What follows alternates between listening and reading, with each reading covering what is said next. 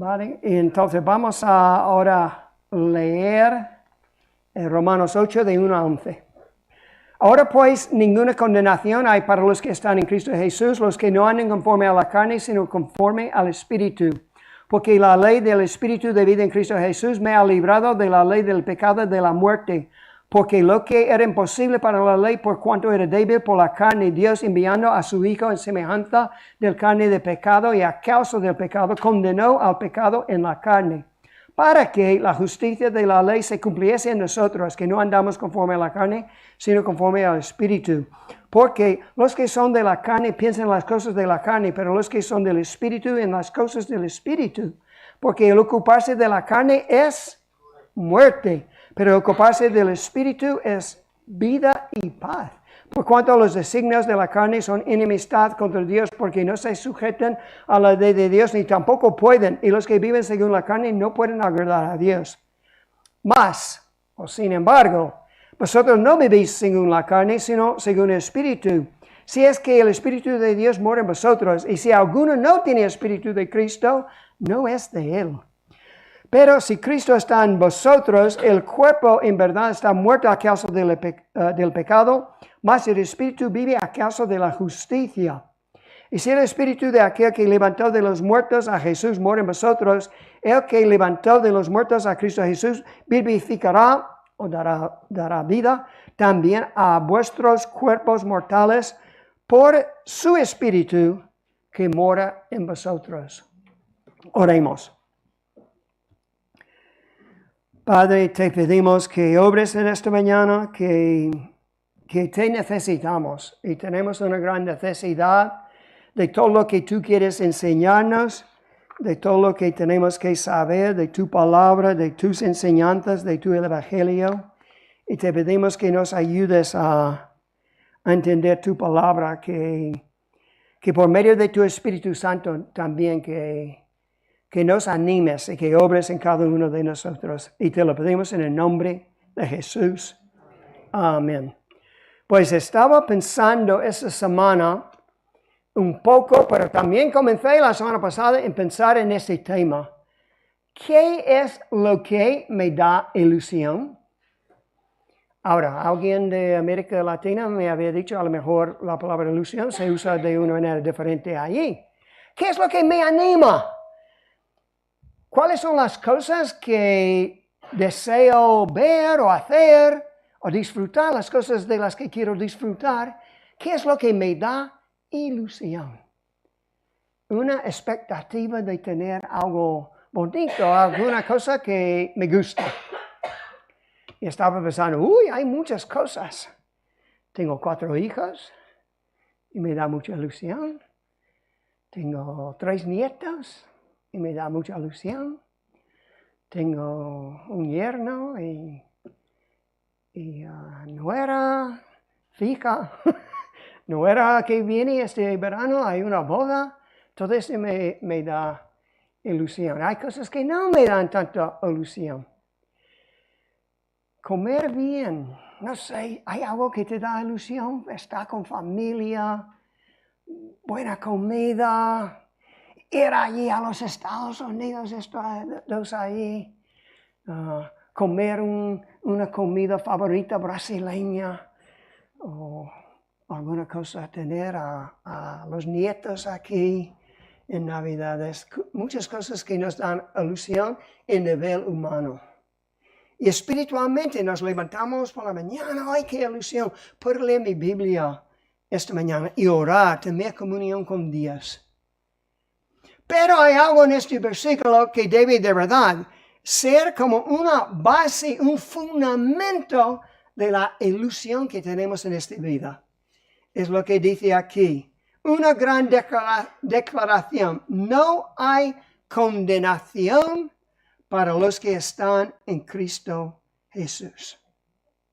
No hay condenación para los que están en Cristo Jesús. Yo sé que ya hemos trabajado ese texto varias veces. ¿Ese os da ilusión? ¡Qué bien! Espero que sí. Porque no hay condenación.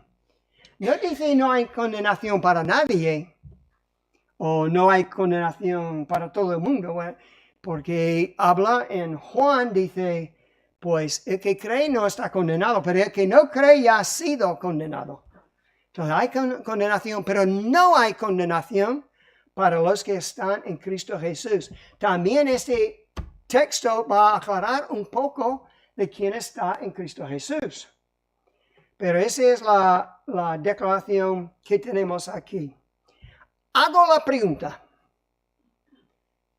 Alumnos, hago la pregunta. ¿Es esta la tesis de la carta de Romanos?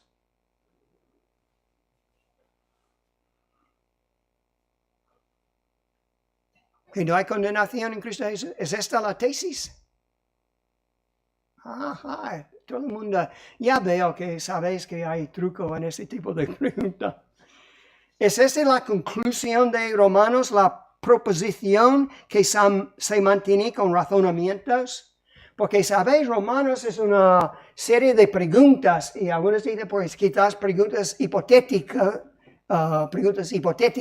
que Pablo contesta, pero muchas apuntan al hecho de que, por ejemplo, Pablo en la escuela de, ¿cómo es? Tirano, allí en el libro de Hechos, que a lo mejor ha tenido todas esas preguntas allí debatiendo con estos filósofos y todas las personas con las que él había hablado y argumentado.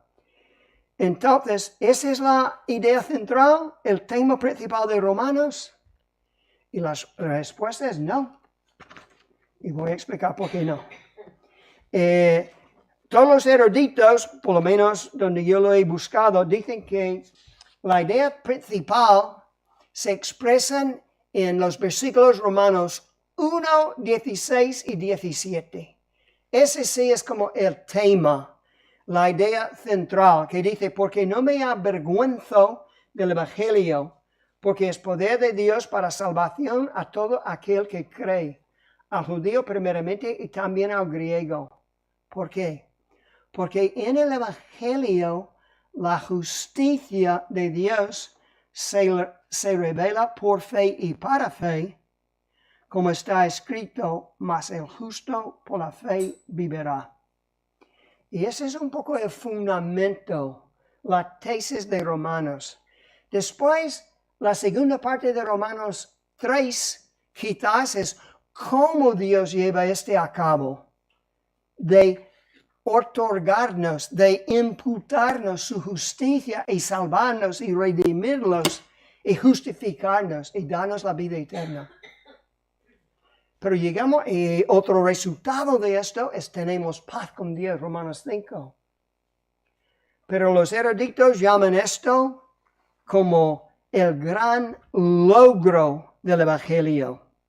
Y dicen que este versículo es la cima, la conclusión triunfal, el crescendo.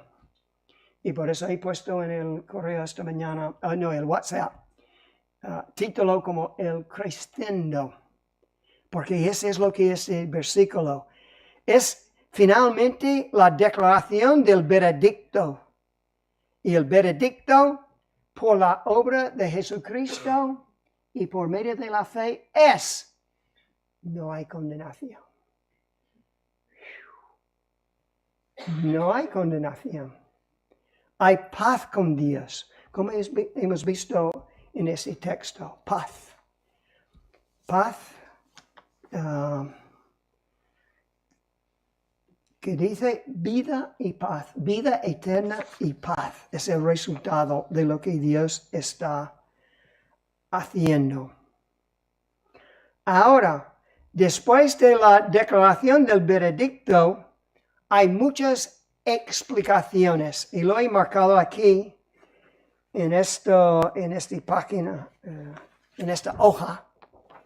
Dice aquí, ¿por qué? ¿Por qué? ¿Por qué? ¿Por qué? ¿Por qué? ¿Por cuánto? ¿Por cuánto? ¿Por cuánto?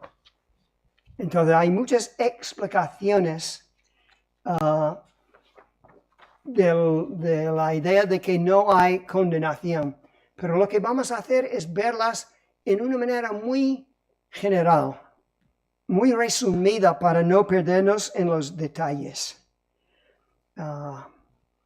Y lo que encontramos en ese texto, después de esta declaración, es, hay seguridad y seguridad y garantía, por un lado. ¿Vale? Seguridad y garantía. Seguridad. Si quieres una palabra, seguridad. Y por este lado hay advertencia. Porque no hay condenación en Cristo Jesús. Para los que están en Cristo Jesús. Y por eso hay seguridad para un grupo y advertencia hay otro grupo. Y ese que lo está llamando seguridad se puede llamar garantía, esperanza o confianza. Entonces, este era el primer punto, es que hay una gran declaración. El segundo punto aquí es que, ¿por qué hay seguridad? ¿Por qué puede haber seguridad para el creyente? ¿Por qué puede haber esa seguridad? Porque depende de Dios. Porque Dios está obrando. Porque Dios puede tener una idea de lo que Él quiere y hacerlo. Hay seguridad porque Dios obra. Dios está obrando. Dios ha obrado. Dios obrará. Lo que Él hará en mí es muy bueno, pero también lo que Él hiciste por mí y por ti. Dios está obrando. Y una de las grandes cosas que pone aquí se encuentra en el versículo 2, porque dice, porque la ley del Espíritu de vida en Cristo Jesús me ha librado. Entonces el Espíritu Santo que da vida me ha librado, te ha librado, nos ha librado del pecado y de la muerte. Pero este verbo, ese ya lo he dicho en otro sermón, el tiempo de ese verbo librar apunta a un acontecimiento finalizado en el pasado. ¿Me explico? ¿Este suena complicado? No lo sé. A veces cuando yo estoy allí, una cosa, repítelo un par de veces y ya lo cojo. El tiempo del verbo librar apunta a un acontecimiento finalizado en el pasado.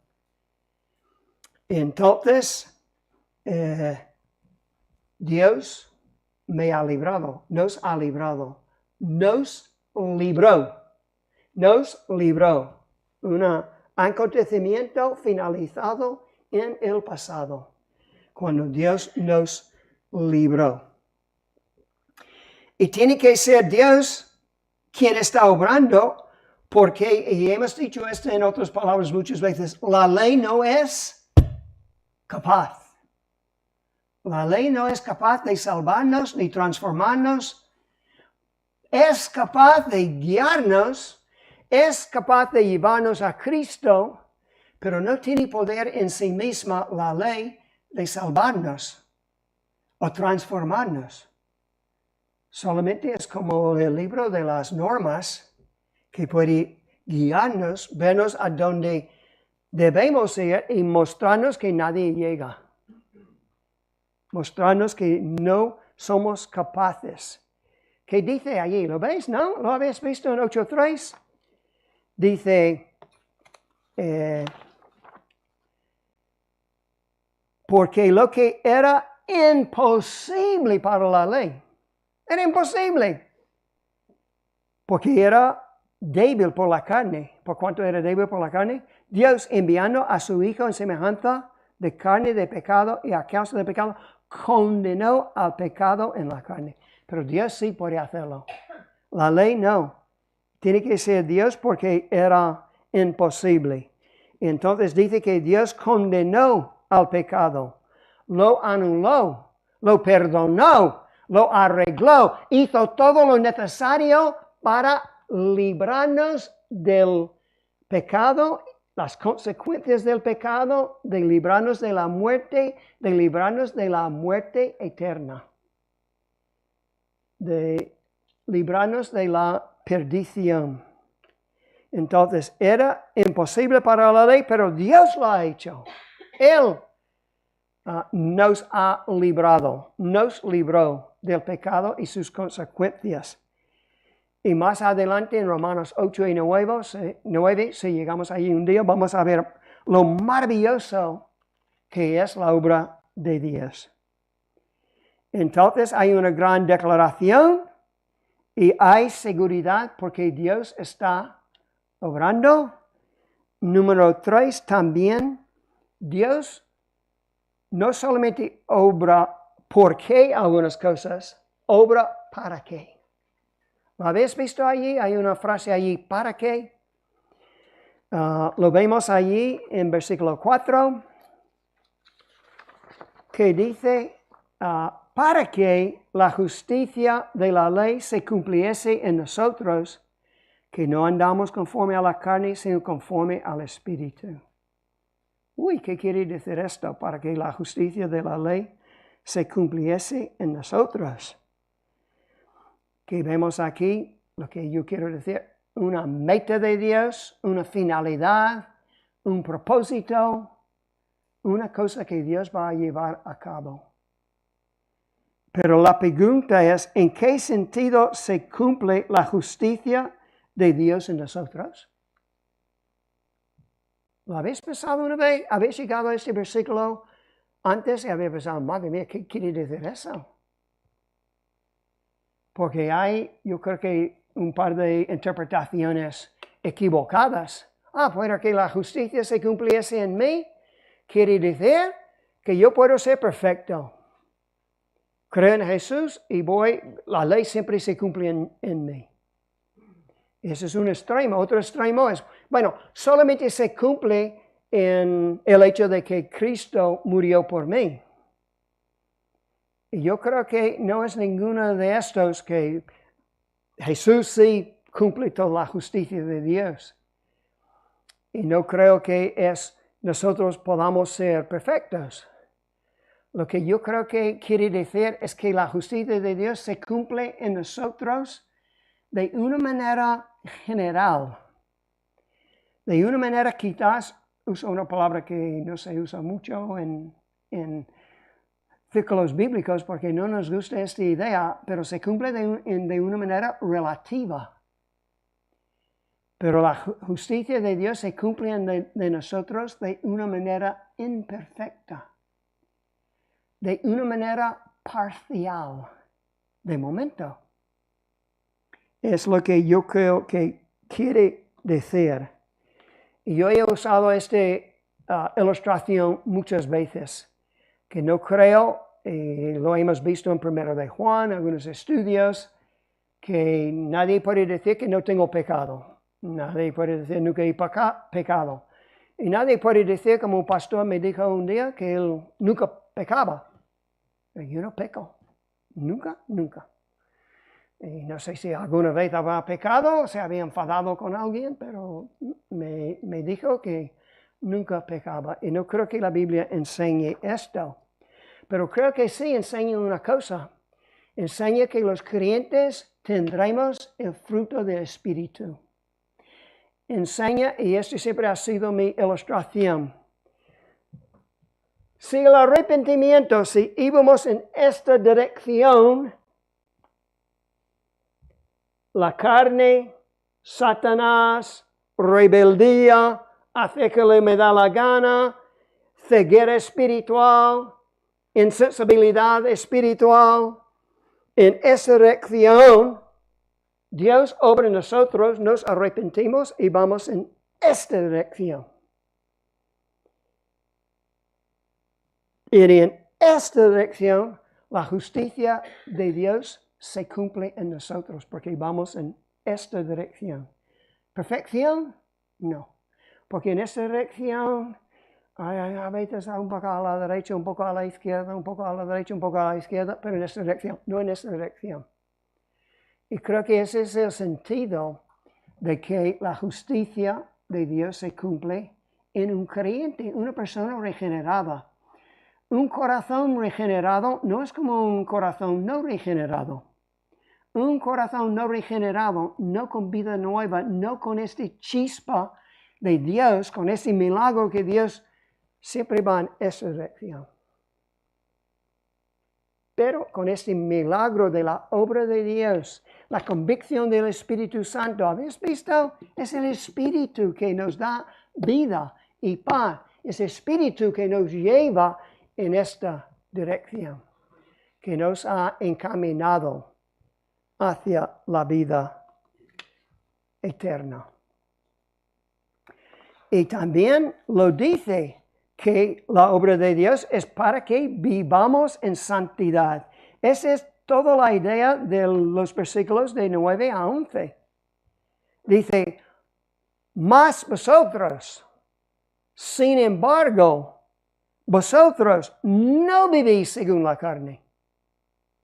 No dice que no vivís, no dice según el Espíritu, no dice según la perfección en este momento. No vivís según la carne, sino según el Espíritu. Sí que es que el Espíritu de Dios mora en vosotros. ¿Qué tiene que ver esto? Porque el Espíritu de Dios, si mora en nosotros, nos convence constantemente, nos habla, nos corrige, nos llama la atención. En el pecado no. En el pecado no. Esa es tu dirección.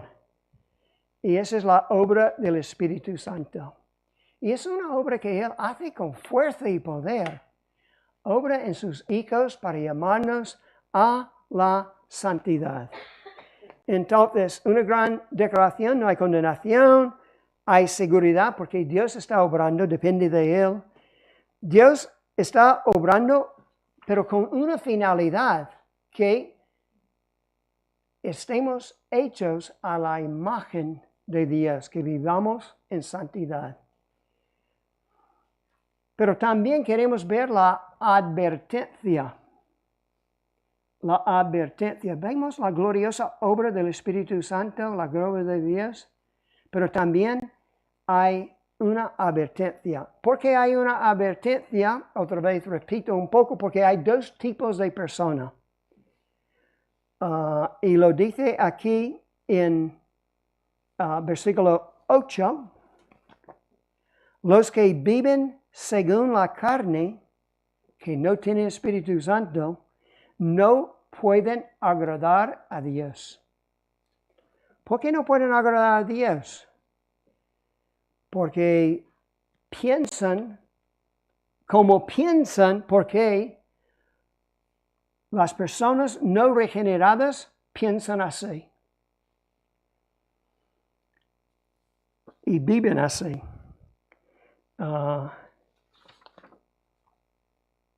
Los que viven según la carne no pueden agradar a Dios, porque viven y piensan de alguna manera. Y aquí está, versículo 5. Porque los que son de la carne piensan en las cosas de la carne. No recordaba en qué versículo era la palabra pensar. Piensan como piensan en las cosas de la carne, porque eso es como piensan. Y piensan en las cosas de la carne, ¿qué son? Cosas como sexo, dinero, poder, orgullo, egoísmo, rebeldía.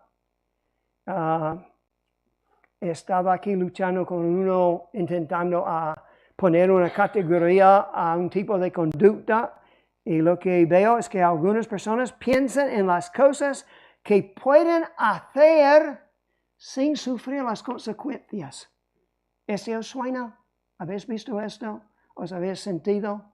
¿Sabéis de lo que quiero decir? Que algunas personas parece que piensan en las cosas que puedo hacer sin sufrir las consecuencias. Pero esa no es la manera de pensar en las cosas que debemos hacer o no hacer. Venga, vamos a hacer todo lo que podemos hacer si no sufrimos ninguna consecuencia. No, debemos vivir para la gloria de Dios y hacer su voluntad con gozo. El fruto del Espíritu, amor, gozo, paz, paciencia, benignidad, bondad, fe, templanza, mansedumbre. Vivir para su gloria. No viendo lo que podemos quizás hacer sin sufrir las consecuencias.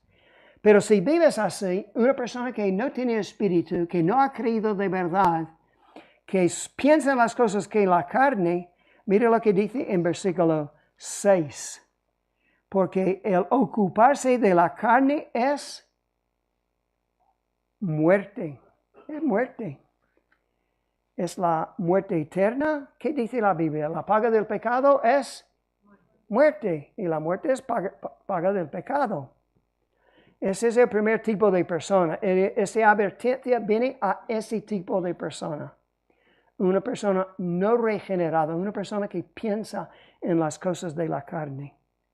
Pero Pablo tenía una esperanza y una seguridad más bien acerca de los creyentes romanos, que ellos vivían según el Espíritu.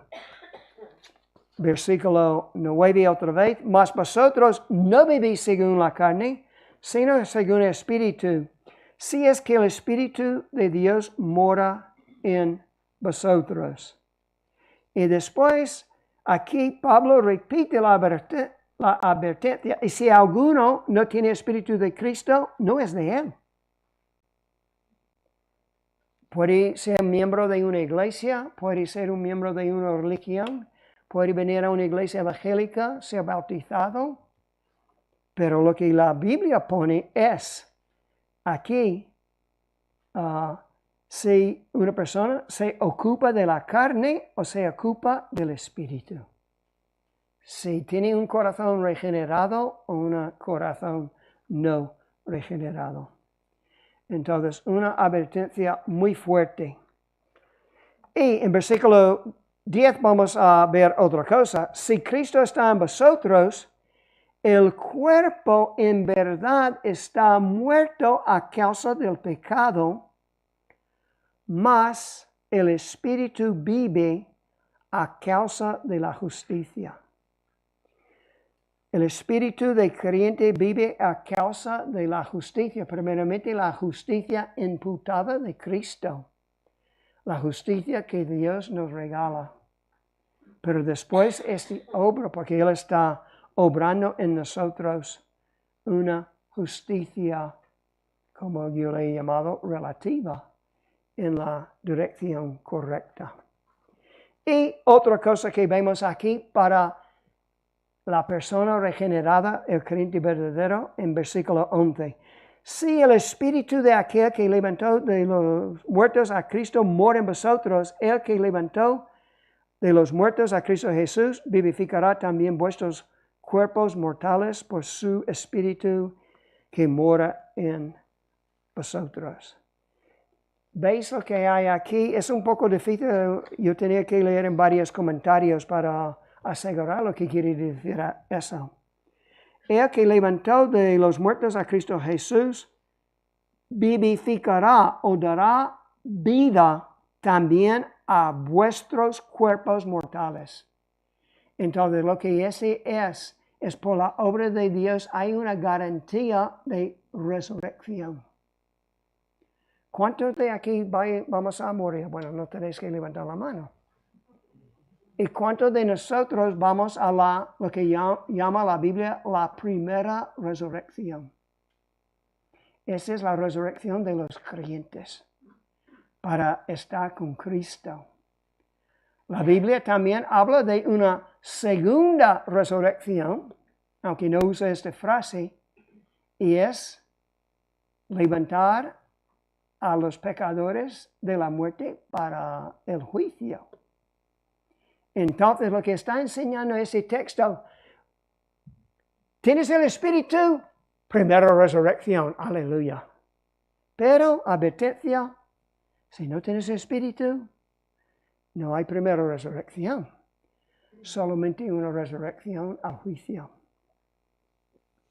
Entonces, eso es lo que no queremos. Queremos la resurrección garantizada. La primera resurrección de Jesucristo garantizada para nosotros. Entonces, cuanto más mayor llegamos a ser, pues, cuanto más tenemos que recordar nuestra esperanza de una resurrección, aunque todo el mundo hay que pensarlo, porque hay personas jóvenes también que tienen accidentes de coches y otras cosas. Entonces siempre es bueno pensar en las advertencias de las Escrituras, pero la promesa de la garantía de una resurrección. Ahora, antes de una o dos aplicaciones finales, quiero preguntaros algo. ¿Cómo puede Dios garantizar cualquier cosa? ¿Cómo puede garantizar Dios una cosa? Pues Él puede garantizar cosas porque Cristo murió en la cruz para rescatarnos de nuestros pecados, para justificarnos. Dios murió en la cruz. Eso es lo que nos da garantía. Su obra, lo que Él ha hecho y lo que Él puede hacer y lo que Él promete. Cree en mí y serás salvo. Y por eso es porque Él lo hace. Y Él lo hizo en la cruz, donde dijo, consumado es. Consumado es. Todo ya está pagado, todo cumplido. Yo lo he hecho para vuestro beneficio. Entonces, la primera cosa que quiero que veamos aquí es, tenemos seguridad en Dios y en su obra. Si hemos creído en Él. Tenemos seguridad en Dios y en su obra. Descanso. Relax. Gozo. Esperanza. Quiero que os sintáis seguros. Quiero que tengáis esta actitud de confianza, creyendo. Sí, tengo el Espíritu de Dios, tengo las pruebas. Dios me ha puesto en la dirección correcta. Y la justicia de Dios se cumple en mi vida, aunque imperfectamente, porque Él ha obrado en mí. Quiero que os sentáis seguros. Pero por otro lado, el opuesto. Quiero que luchéis. Todos tenemos que luchar. Porque luchar para, como pone aquí, andar conforme al Espíritu. Y hay una cosa sorprendente en la liberación de la condenación. Yo creo que es la liberación de la condenación es lo que nos transforma. La liberación de la condenación es lo que nos transforma. Una persona que sigue viviendo bajo la condenación dice, pues yo he creído en Jesús, pero se siente condenado, vive bajo la condenación, se motiva a sí mismo con la condenación y la culpabilidad y el pesimismo y lo malo que es. Al fin y al cabo, no vive una vida de victoria, vive una vida de derrota. Porque es la liberación de la condenación lo que nos transforma. La liberación, no hay condenación, es lo que trata nuestro pesimismo, nuestro cinismo, nuestro desánimo, nuestro negativismo. Porque la autocondenación no nos libera. ¿Me explico? La autocondenación, vives con esto constantemente, diariamente. Pobre de mí, mira qué miserable yo soy. La autocondenación no nos libera, nos esclaviza. Es la gran verdad que no hay condenación. Es la verdad que nos libra, que nos libera, que nos ayuda a superar esta esclavitud, estas actitudes derrotistas que vivimos. ¿Vale? No hay condenación. Vamos a recordarlo. Oremos. Padre, ayúdanos a creerlo, a vivirlo, a creer de verdad en ti, a tener tu Espíritu Santo y andar, como dice aquí, cumpliéndonos en nosotros tu justicia, aunque imperfectamente, para que tú recibas la gloria, para que vivamos estas vidas de victoria, para que te agrademos en todo. Y te lo pedimos en el nombre de Jesús. Amén.